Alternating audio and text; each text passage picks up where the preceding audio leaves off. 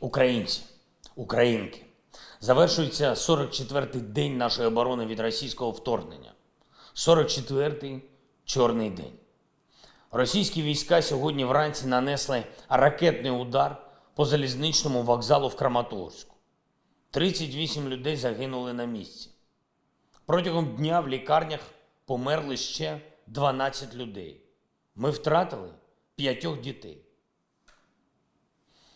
У лікарні залишаються ще десятки важкопоранених.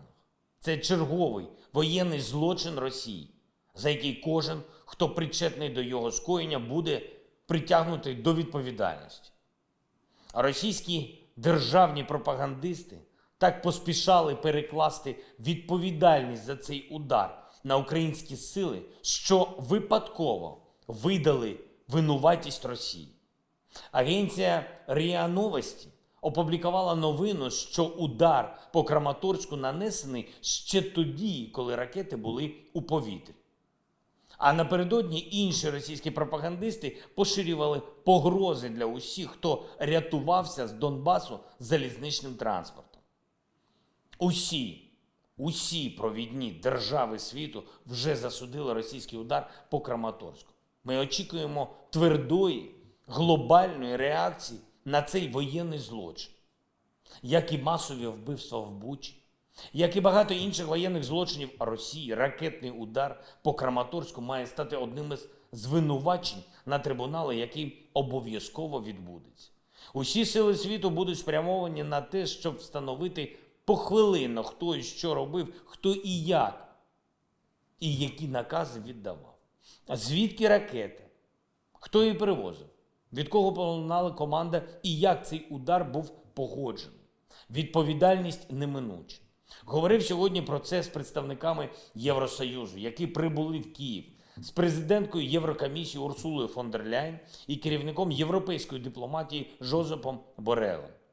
Протягом дня вони відвідали Бучу і на власні очі побачили наслідки окупації, побачили, скільки людей вбили російські військові. Я ціную готовність Євросоюзу надати необхідну фінансову і технічну допомогу для документування і розслідування російських злочинів. Вдячний пані президентці Єврокомісії за особисту залученість та сприяння у створенні спільної слідчої групи для встановлення повної правди про скоєне російськими окупантами і притягнення до відповідальності усіх винних. Вдячний також і за фінансову підтримку – 1 мільярд євро на зброю. Плюс сьогодні ми домовились про ще 500 мільйонів євро на оборонні потреби.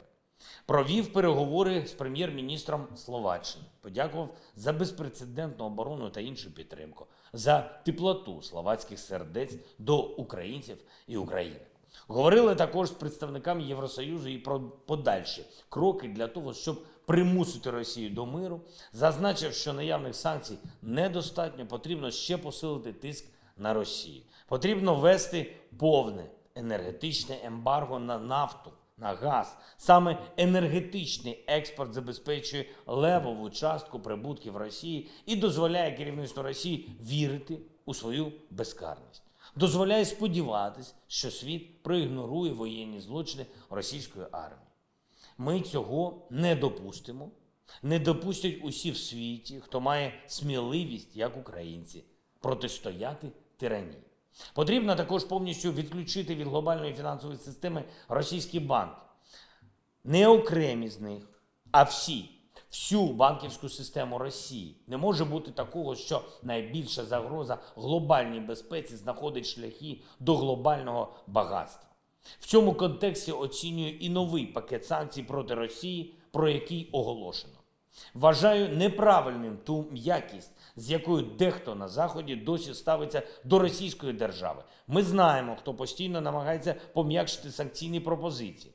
І ми зробимо все, щоб нарешті в Європі зрозуміли, в будь-якому випадку доведеться вводити проти Росії дійсно принципові і дійсно сильні санкції, а не якесь часткове обмеження російського енергетичного експорту, не якесь часткове обмеження російського мореплавства.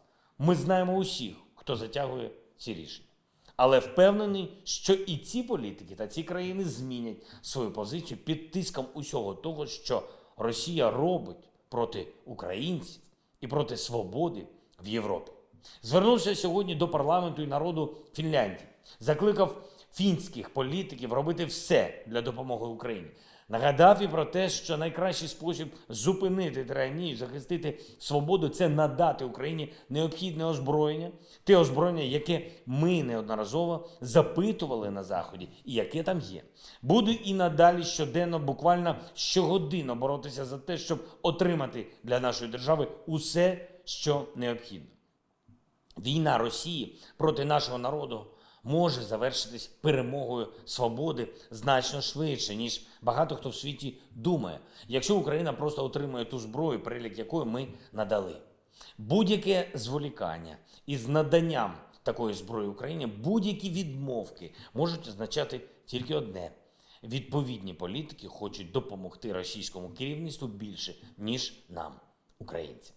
Хай там як, але ми в будь-якому разі продовжимо захищати нашу землю і наших людей. Так, ще не всі у світі знайшли в собі сміливість, яку маємо ми. Але у нас є могутні і принципові партнери і друзі. Реальні друзі, які допомагають Україні так, щоб дійсно нас захистити. Щоб дійсно захистити свободу в Європі. І я впевнений, що перемога України – це тільки питання часу. І я зроблю все, щоб цей час скорочувався. До речі, говорили сьогодні і про час, який необхідний для повноправного вступу України в Євросоюз. Сьогодні ми отримали від Єврокомісії запитальник. Нарешті, запитальник, відповіді на який будуть основою для підготовки висновку Єврокомісії щодо готовності України до переговорів про членство в ЄС. Відповіді наш уряд підготує якісно і дуже швидко, я думаю, протягом тижня. Далі висновок Єврокомісії, який буде підготовлений протягом ближчих декількох місяців, а далі рішення держав-членів та переговори про вступ.